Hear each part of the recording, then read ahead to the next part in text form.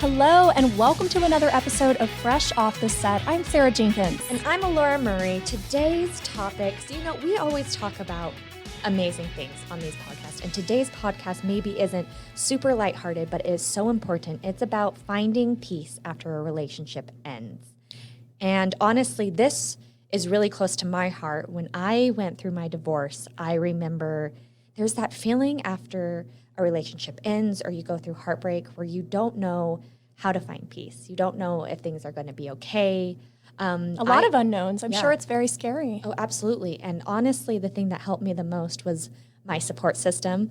My aunt and my uncle were building a house at the time, so they were living with my mom and dad, and I was living with all four of them after my divorce. And having that much love around me and that much support system, that much support from my support system really helped me see that there is peace after heartbreak. Oh, I love that. I love how you worded that, and I think that's so important. I have never been through divorce personally, but a lot of people close to me have, and I know that it's earth-shattering, and it's really, from what I've seen, you're really just trying to pick up the pieces. So I think hopefully this really resonates with a lot of people. We all know someone who has gone through divorce or who has themselves. Carrie had the opportunity to speak to the women from the relationship recovery, so I say we take a listen. Let's do it.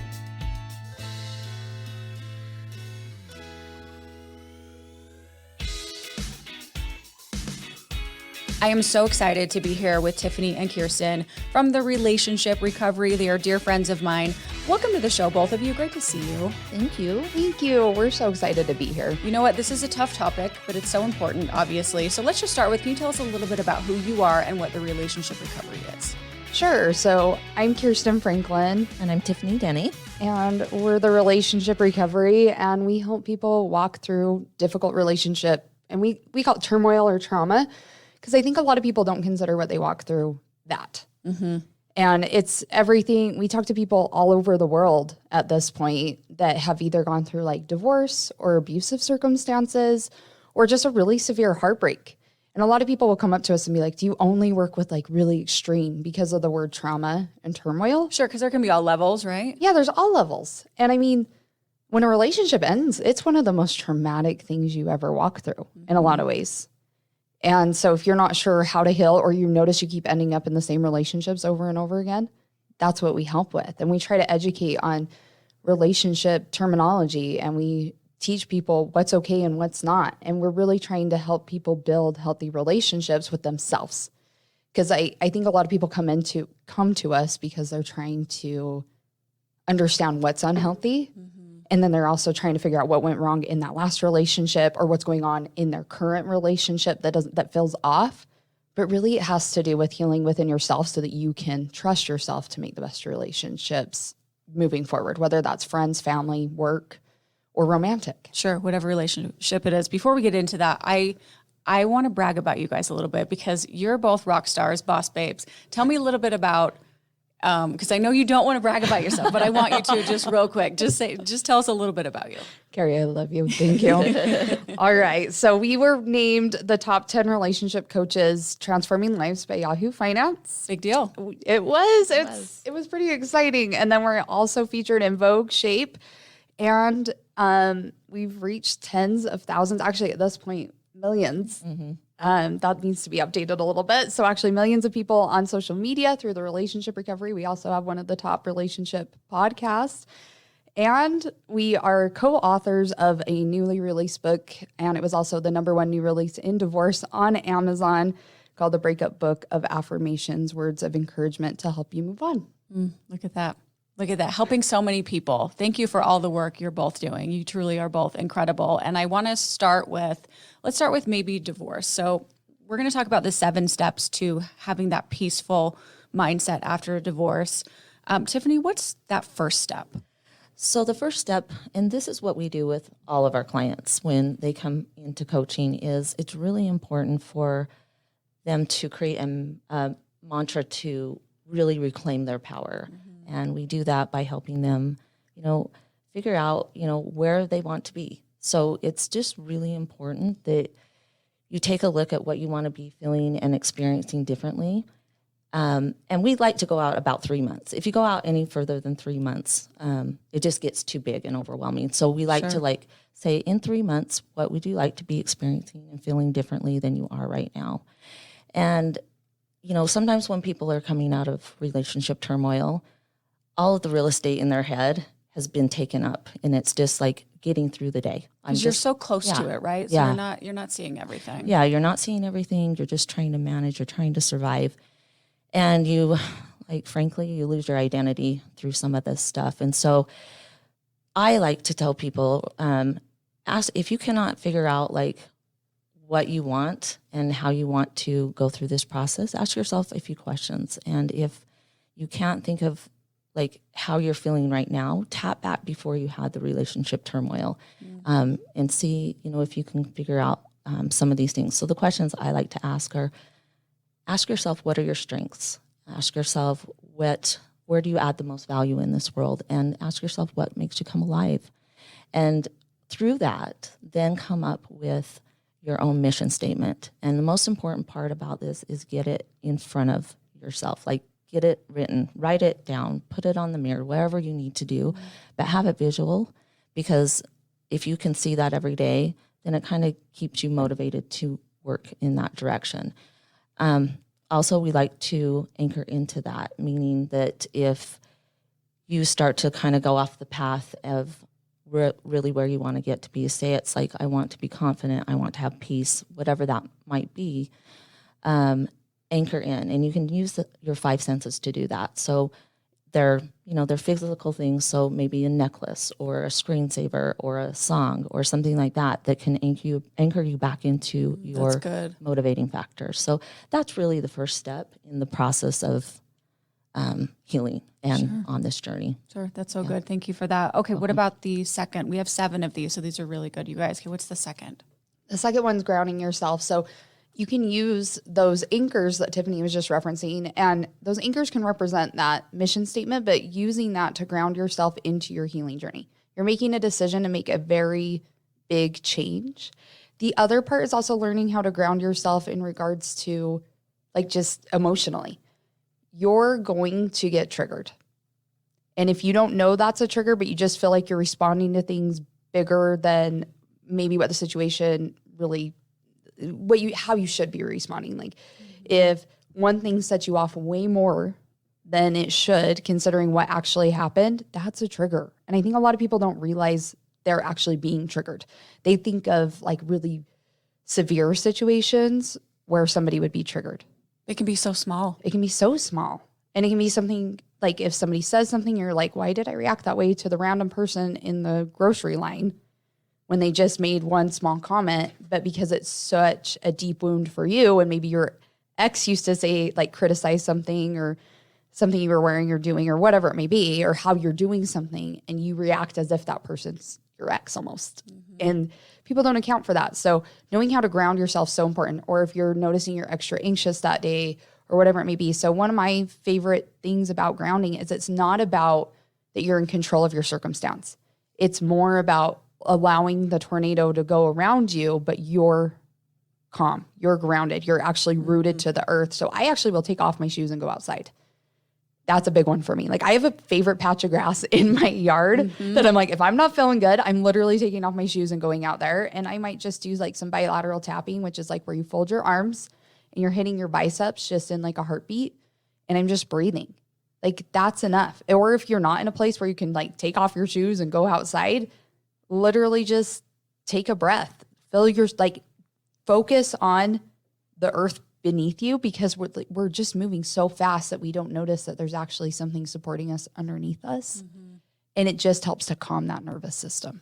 Oh, that's good. Kierstyn, that's really good. Okay, what about the third step for trying to reach that peace after divorce? So then the third one is giving yourself some tools to help with intrusive thoughts. So a lot of times when we're in this situation, we catastrophize. It's easy to go from point A to point Z really, really quickly. Sure. So I'll give you an example. This is an exercise that I love and I use on myself all the time. I've done it for many, many years. It's adapted from Byron Katie, and it's 4 questions that you ask yourself. So I'm going to just use an example of like something that this is really actually why I started using it. So when my kids were teenagers, my rule was that they were home at midnight. Like they had to be. It got 1 minute after, and then all of a sudden my thought processes were they've got to be hurt, and it got 5 minutes after, and I was just, a nervous wreck. So the way you do this is that when the thoughts come in, you ask yourself, is it true? So if I'm thinking my kids are in a car accident, well, it could be true, right? The next question is, are you 100% positive that it's true? Well, I can't say 100% that it's true. And so the next step is, who am I with this thought? And I'm anxious. I'm spinning, like I'm out of control. I'm planning their funeral. It's just really rough on your nervous system. And so the next thing you ask yourself is, who would I be without the thought? Well, I'd be calm. I'd be at peace.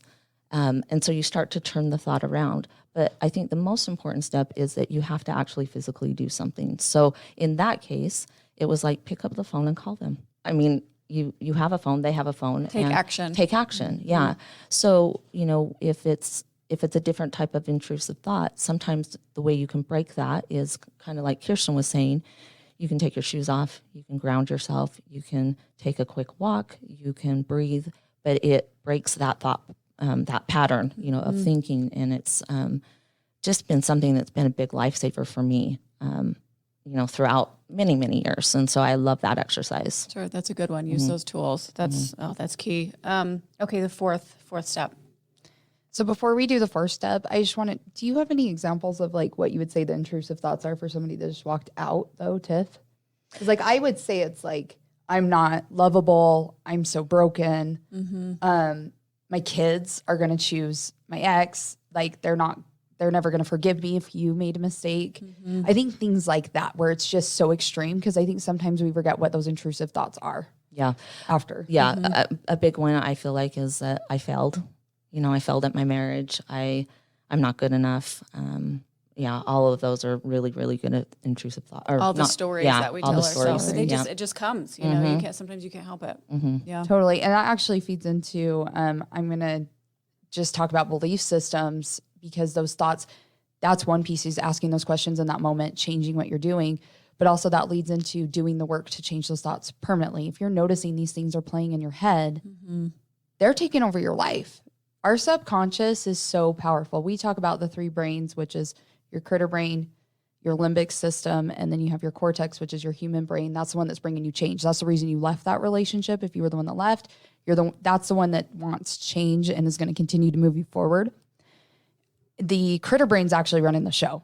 It's like a 3-year-old that has the keys, and then the human brain's like in the passenger seat pretending it's in charge, and it's really not. That's interesting. Okay. Yeah. So like a lot of the time people get frustrated because, especially like, for example, like with weight loss, right? They think that, well, I'm gonna lose 10 pounds. And then they do it for a few weeks. Like maybe they eat the food better and they're going to the gym and they're doing the things, but then they fall off, and they're always like, well, why did I fall off? Or that glass ceiling that people feel. It's because your homeostasis is where you've been before. And so your subconscious doesn't like change. And it comes from, your critter brain is from when you were actually worried about lions eating you and things like that. We still have that within ourselves. We are evolved, but we still have that piece that protects us and it serves us, and it's not our enemy. That's the other part. These belief systems and these things we're saying to ourselves, even though they're negative, it's trying to protect us. It's trying to keep us what it knows. It knows you did not die in the situation you were in, even if it was abusive, even if it was negative, even if it was unhealthy. It knows that. And it might be something you grew up with too.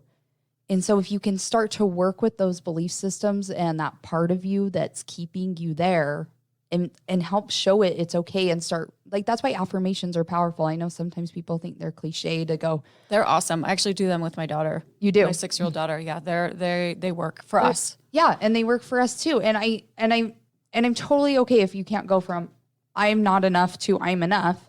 Do some bridge things in between. So that's what that would be. Is just starting to first acknowledge what you're saying to yourself. I know they're negative, but listen to those lyrics, write them down. It's not fun to write down all the bad things.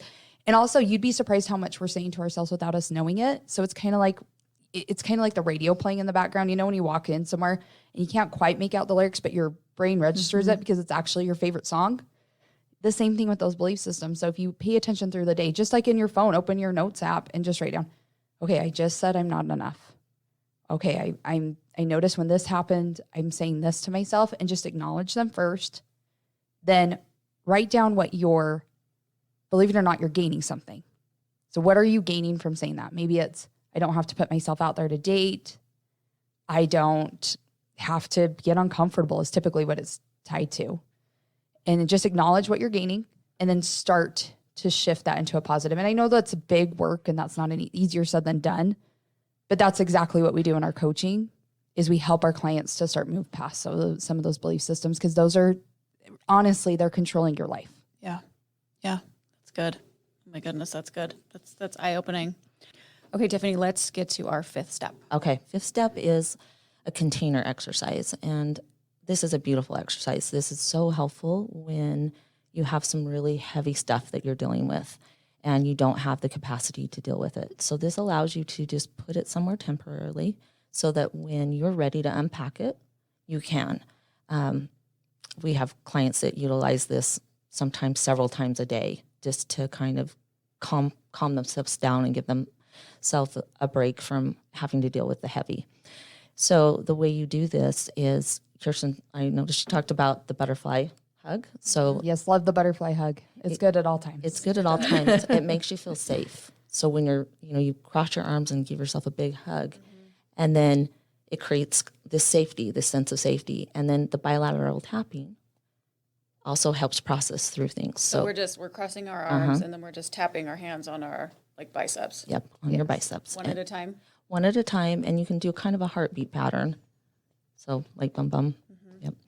And then I like you to start and you take a deep breath in for 1, 2, 3, 4. Hold for 1, 2, 3, 4, and exhale for 1, 2, 3, 4. And then just another deep breath in and out. And then I'd like you to take yourself to a safe place.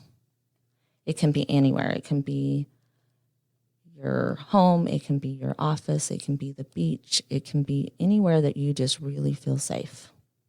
It's amazing what that does. Isn't it crazy? And when you get to that place, then you use your 5 senses to describe where you're at. And that really grounds you into being there. And you almost just feel like you're in that place. And you just stay there. And you really experience that place so that you're teaching your brain that it has a place to go. It brings that anxiety down so much because your body actually knows that it's safe. And then once you feel like you're safe, then you envision a container. And when you have that container, you make sure that container has a lid. And then one by one, you put those hard things into that container. And when you feel like you have everything in there, you seal it up and then you just kind of let it float away. You can put it on a shelf. You can it's just a lot of visual work.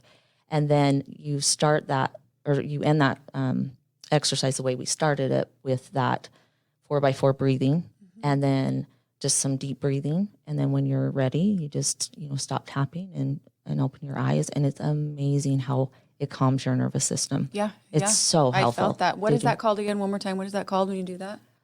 Bilateral tapping. Bilateral tapping. The butterfly hug, and then you bilateral tap, and it's just a container exercise to contain things that are really heavy that you're not in the position to really process. I mean, we don't want to put something away forever, right? Because we have to process through it. Sure. So it's just an exercise that can help temporarily.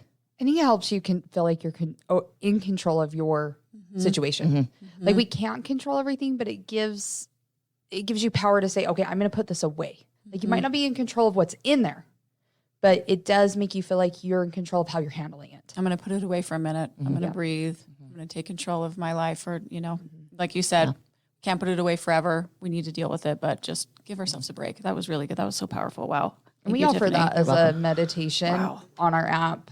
In all of our coaching clients have access to it. We have it recorded. There's a lot of good resources for it like that offered, but that's one of them that we have on our app, the Reclaim You app. So good, you guys. Okay, we have 2 more. We're talking about the 7 steps to reaching that peace after divorce. Let's talk about the 6th step. Okay, the next one is protecting your energy. It's so important. And if you're coming out of a divorce or a breakup or just a traumatic relationship or anything in general, this is just good advice for anybody, really. If you're depleted, then you need to look at what's going on. Why are you so depleted? And I know there's sometimes things that are out of our control, but typically there's things we can work with too. So treating our day like it's a marathon. If you think of a marathon, if you've ever ran, or have you ever ran a marathon? I have not. I haven't either. I am not a runner. runner. She is. Tiff's my runner, and she does it for the both of us. Props to marathon runners. You're all amazing. Yeah, shout out. That is not my strength. Yes. And that's okay, and I'm okay with it. I know what my strengths are, but I like to use them as an analogy. So thank you for that. But your day's a marathon, and if you start looking at it that way, if you remember, like at the beginning of a marathon, you prep. You put on the proper shoes, you put on the proper clothes. There's always a tent at the beginning, and that would be like a morning routine. Now, you don't need to make that morning routine complex. Like sometimes I think people overcomplicate it, and it's like 2 hours and it's overwhelming, and now you've actually created less energy because you're depleting yourself because you're trying to be perfect. Don't overcomplicate it. Maybe it's just, I'm not going to look at my phone for the first 30 minutes. I'm not going to check my email. I'm not immediately going to give my energy.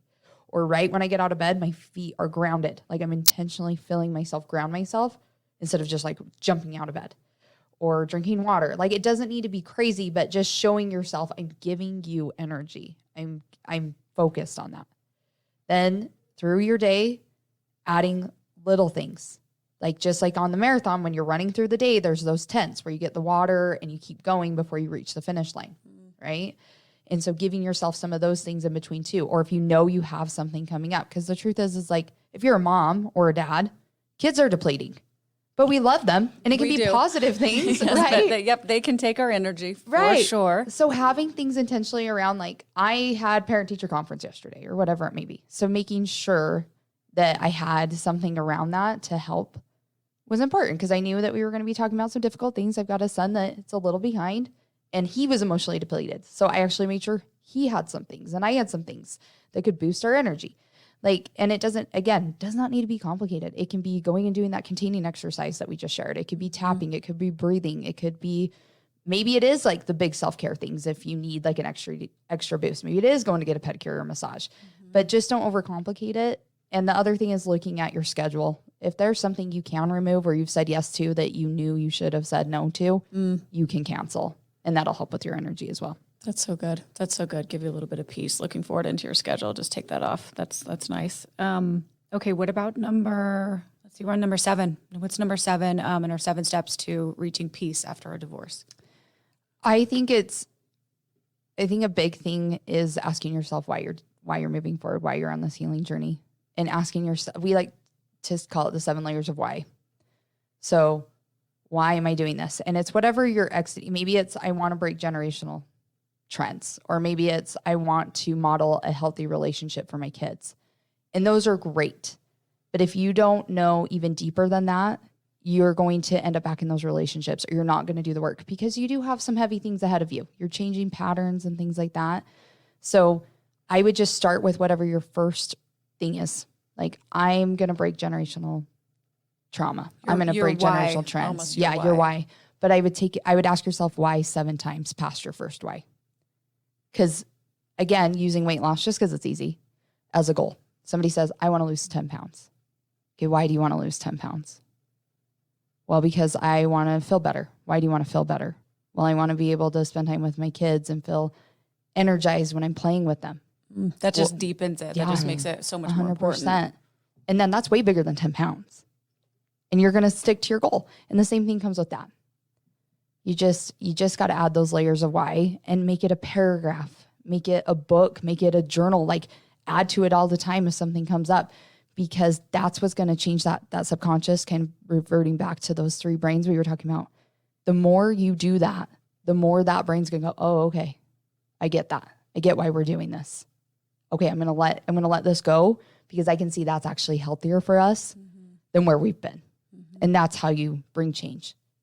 Oh, these are so good. I mean, we could talk about this for hours and hours. And in fact, they do. They have an amazing app. They coach men, women who are in need of assistance. I mean, you guys are out there, authors, and I know you have the app. So if you want to continue, you kind of extend these subjects. So where's the best place to follow you and maybe get like the extended version, which is very nice of you guys to share for our viewers.